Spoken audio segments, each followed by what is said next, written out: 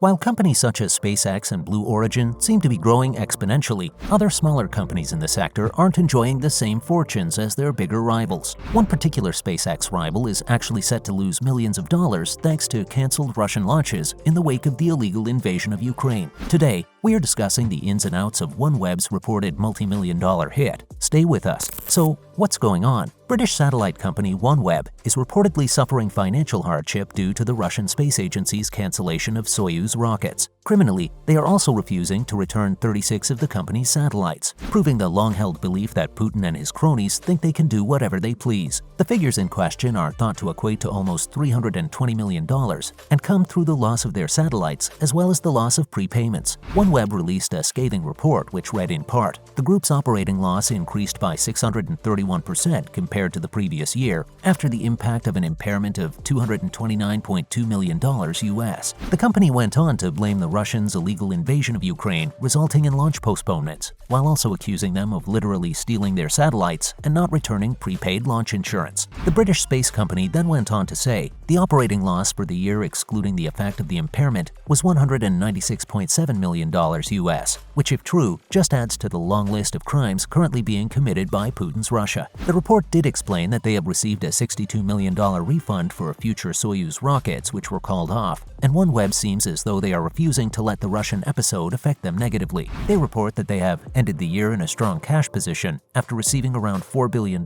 in equity funding, which should go some way to easing the blow a little. What do you make of the behavior of the Russians? What else do we know then? Stay tuned to find out. Well, in a further stroke of fortune, the company has decided to migrate their tax residency from Jersey to the UK, which has resulted in them receiving a tax credit of $48 million US. Similar to what SpaceX is doing with Starlink, OneWeb is constructing a satellite constellation which will eventually bring internet connectivity to areas of the planet which otherwise might be cut off. When all said and done, they plan on having 648 satellites in their network. Before the Russian debacle, OneWeb was reportedly set to launch 36 satellites from Roscosmos, the successor to the Soviet space program's base in Kazakhstan. But with the Russian show of petulance, that is no longer a feasible option. Hilariously, the Russian space agency said they would only launch OneWeb satellites if they agreed to what essentially amounts to a ransom. They wanted the British government to divest its stake in OneWeb, something which is absolutely out of the question. Of course, the request was rejected outright, meaning the satellites are currently sitting in a storage facility in the former Soviet state of Kazakhstan. The Russians have also spat their collective dummies out over sanctions imposed due to their illegal war. They removed all of their personnel from the French Guiana launch site in response to most of their space industry partners severing ties, whilst also halting cooperation with European agencies regarding Soyuz rocket launches. Do you agree with the sanctions handed down to the Russians? So, where does this all leave us? Of course, it's not an ideal situation, but companies like OneWeb, as well as the European Space Agency, should, in theory, be in a better position than the Russians. As their illegal war rolls on, more and more relationships will be severed, and the Europeans have already begun to forge new partnerships elsewhere. Another of the big players in the space industry, Northrop Grumman, has already moved on and no longer relies on Russian rocket engines.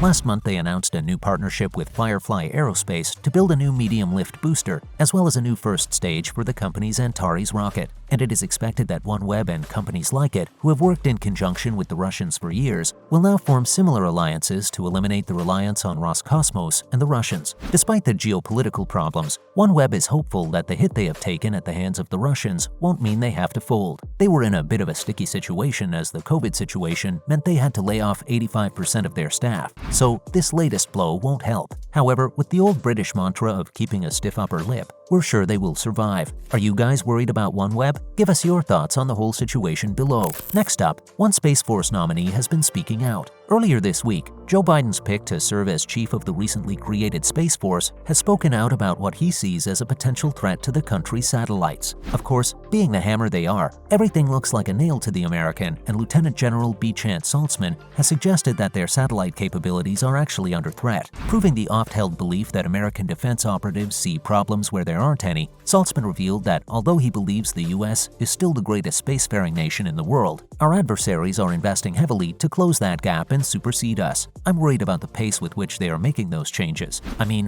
why can't we all just work together? Of course, America, Russia, and China see everything as a competition, and Saltzman referenced both nations as he went on to say, China first among them, but Russia is also committed to investing heavily in the kinds of capabilities that are going to disrupt, degrade, and even destroy our on-orbit capabilities. days. And so, it's that pace of change and their commitment to disabling it that's most concerning to me. He went on to suggest that cyber attacks are also a big concern, referencing what's currently going on in Ukraine, before saying that one of his top priorities is to be able to build and field effective capabilities, and then, just as importantly, be able to train future generations. What do you make of his words? Let us know below. News that an uncrewed Blue Origin rocket has crashed now. Stay with us. Earlier this week, an uncrewed Blue Origin rocket launched from Texas crashed soon after takeoff. Thankfully, though, the capsule housing experiments is reported to have safely floated back down to Earth, but the incident will still come as a setback for Jeff Bezos and his team. Scientists suggested that had anyone been on board, they more than likely would have survived, and shortly after the incident, the company tweeted a short video showing the capsule separating from its host. On their official website, Blue Origin said, "Booster failure on today's uncrewed flight. Escape system performed as designed." After the incident, all New Shepard suborbital rockets were grounded pending an investigation by the Federal Aviation Administration, who said, "The capsule landed safely and the booster impacted within the designated hazard area.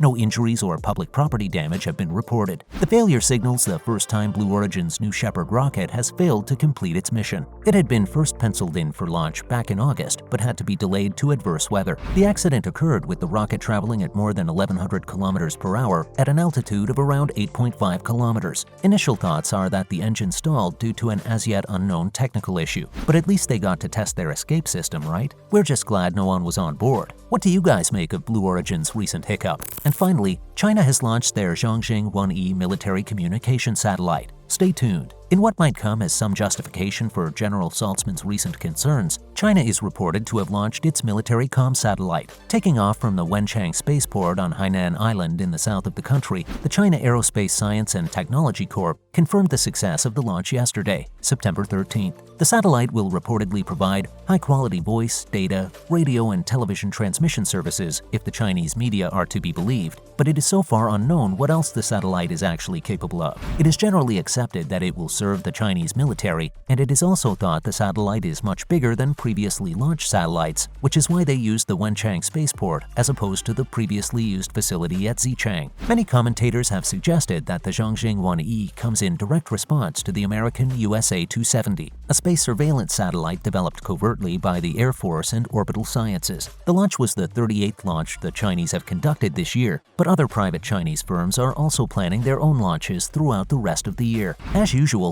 thanks for dropping in on us today. And remember to stop by again next time when we will have all sorts of other fun reveals for you. And why not do us a big favor by liking today's video while also sharing it with any spaceheads you might know of. Bye guys!